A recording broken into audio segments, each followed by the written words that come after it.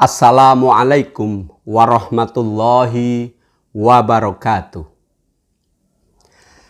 Dikisahkan beberapa abad lalu, di masa akhir era tabi'in, hidup seorang pemuda dari kalangan biasa. Namun, kesolehannya luar biasa. Suatu hari, pemuda yang dikisahkan itu bernama Thabit bin Suto sedang berjalan di pinggiran kota Kufah, Irak. Terdapat sungai yang jernih dan menyejukkan. Di sana, tiba-tiba sebuah apel segar tampak hanyut di sungai tersebut. Bagaimana kisah selanjutnya?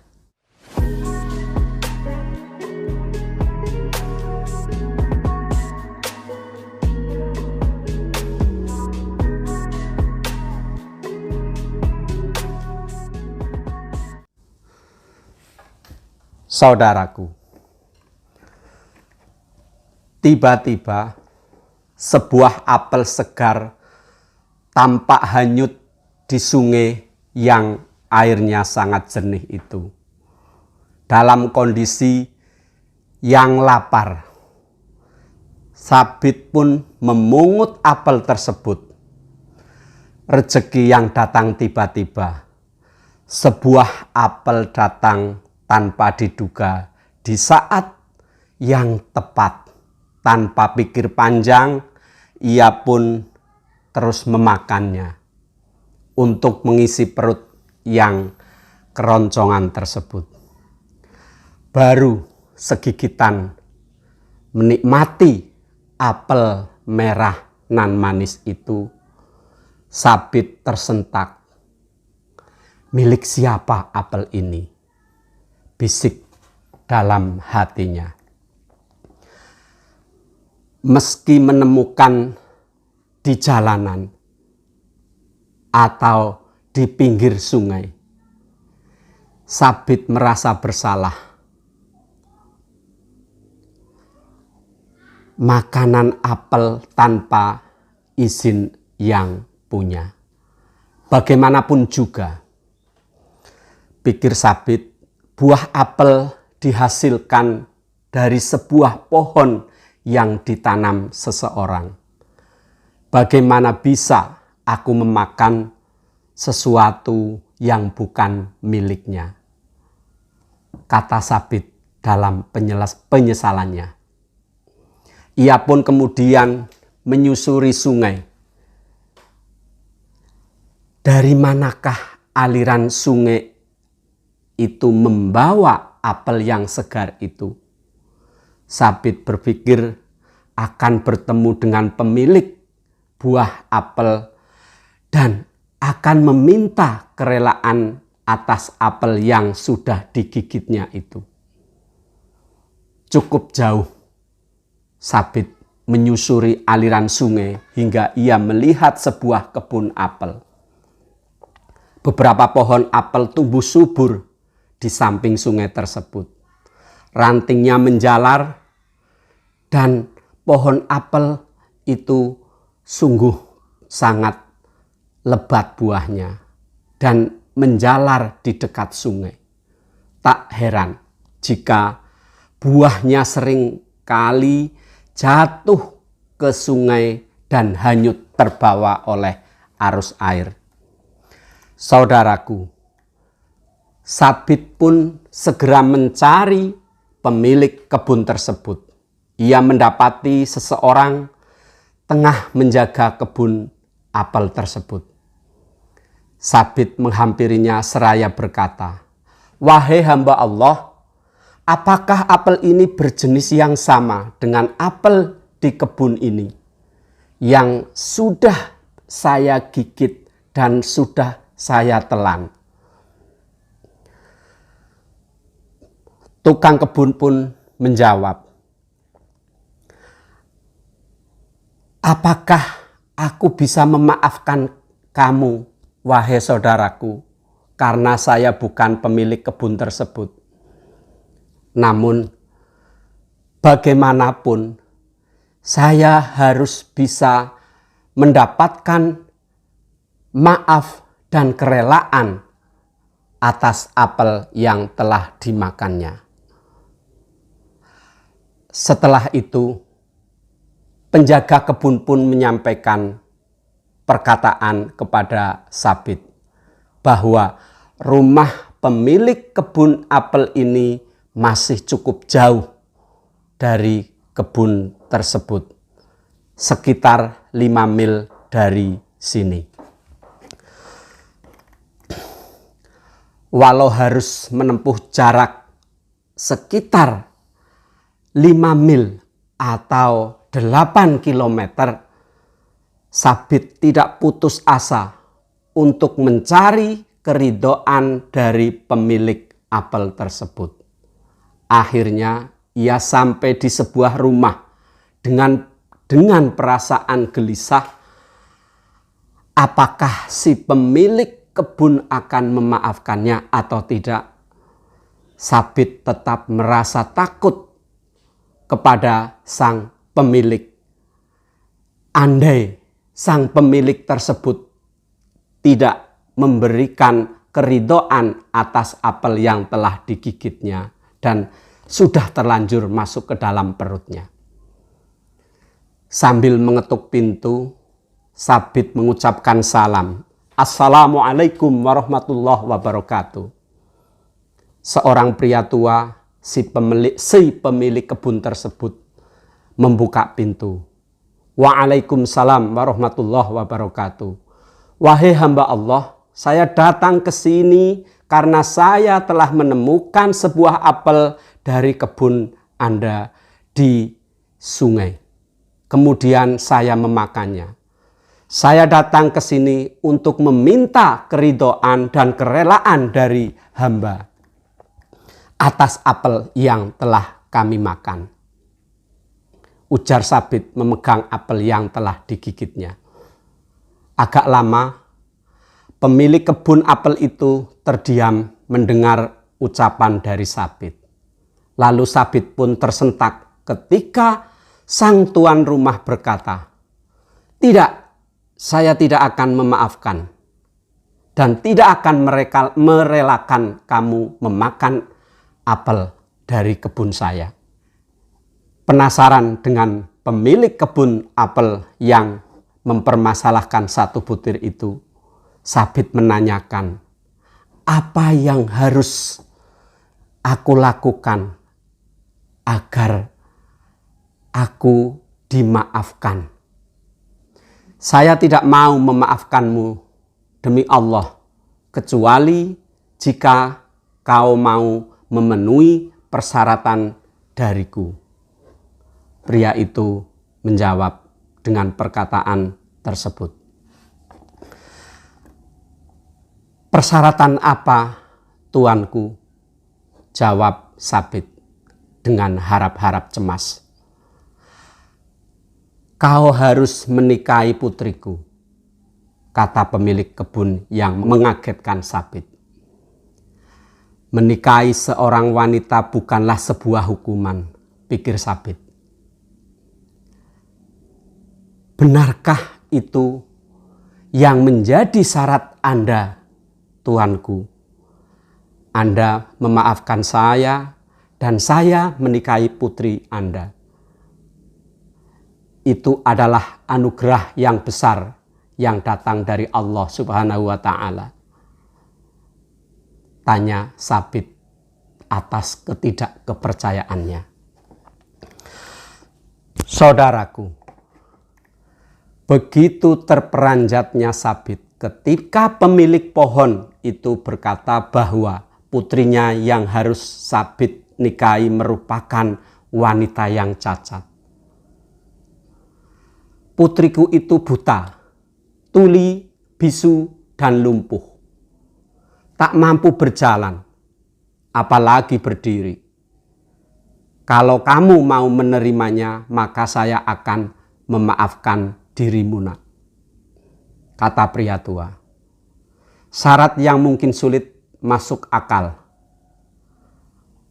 Hukuman yang harus ditanggung Sabit hanya karena menggigit sebutir apel yang ditemukan di sungai. Namun hal yang lebih mengejutkan, Sabit menerima syarat tersebut karena merasa tak memiliki pilihan lainnya. Sementara tak ingin berdosa mengambil hak yang bukan miliknya. Sabit, seorang pemuda tampan, harus menikahi wanita yang cacat hanya karena menemukan sebuah apel. Datanglah ba'da Isya untuk berjumpa dengan istrimu, nak, kata pemilik kebun tersebut. Malam hari, usai sholat Isya, Sabit pun menemui calon istrinya yang cacat. Ia pun masuk ke kamar pengantin dengan langkah yang berat. Hatinya dipenuhi pergolakan yang luar biasa. Namun, apa yang didapat oleh pemuda gagah itu? Ia tetap bertekad memenuhi syarat sang pemilik kebun. Sabit pun mengucapkan salam seraya masuk ke kamar istrinya. Saudaraku, betapa terkejutnya Sabit ketika mendengar jawaban dari sang wanita yang suaranya lemah nan merdu. Tak hanya itu, wanita itu mampu berdiri dan menghampiri Sabit. Begitu cantik paras si wanita itu, tanpa cacat apapun di anggota tubuhnya yang lengkap. Bagaimana kekagetan si Sabit? Sabit akhirnya merasa kebingungan. Ia berpikir panjang. Apakah saya salah memasuki kamar dan salah menemui wanita yang seharusnya merupakan istrinya yang cacat, yang buta, yang bisu, dan lumpuh? Tak percayalah Sabit. Akhirnya Sabit mempertanyakan kepada si gadis bak bidadari tersebut.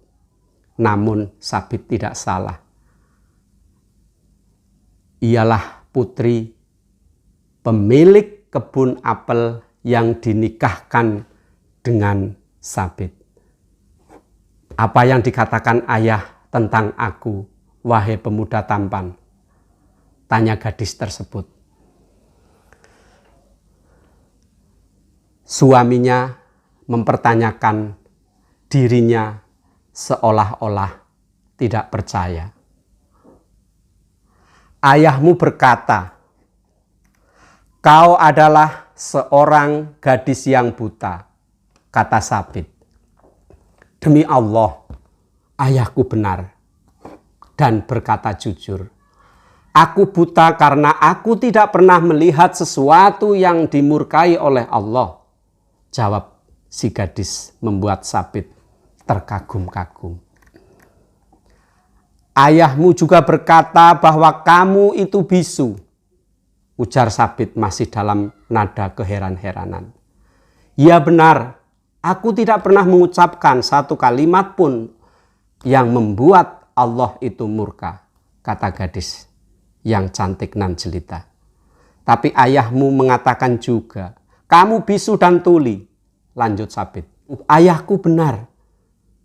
Demi Allah, aku tidak pernah mendengar satu kalimat kecuali di dalamnya terdapat ridho dari Allah Subhanahu wa Ta'ala.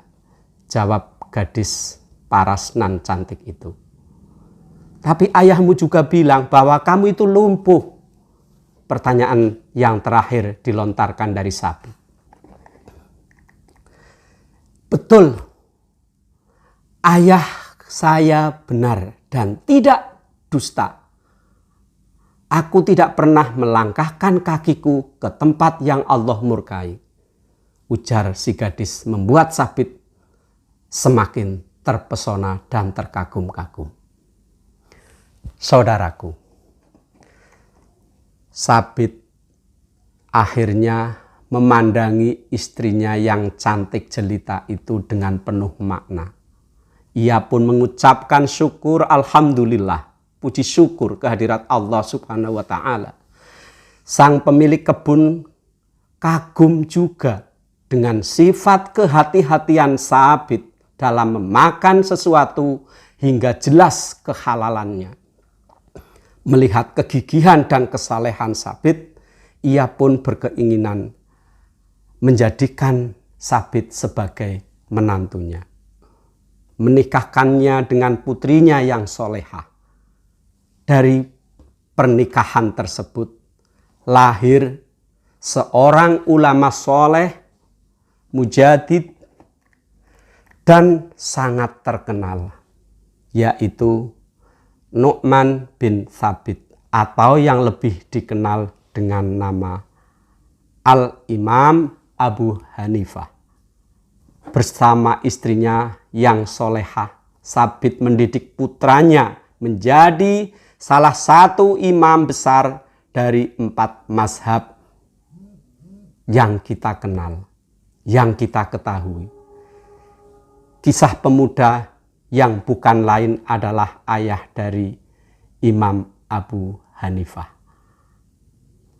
Terdapat dalam kitab yang terkenal yaitu Al-Aghani karya Abu Al-Faraj Al-Isbahani. Buku yang terkenal dalam kesusastraan Arab tersebut berisi tentang sajak lagu serta informasi biografi dari tokoh-tokoh Islam yang terdahulu.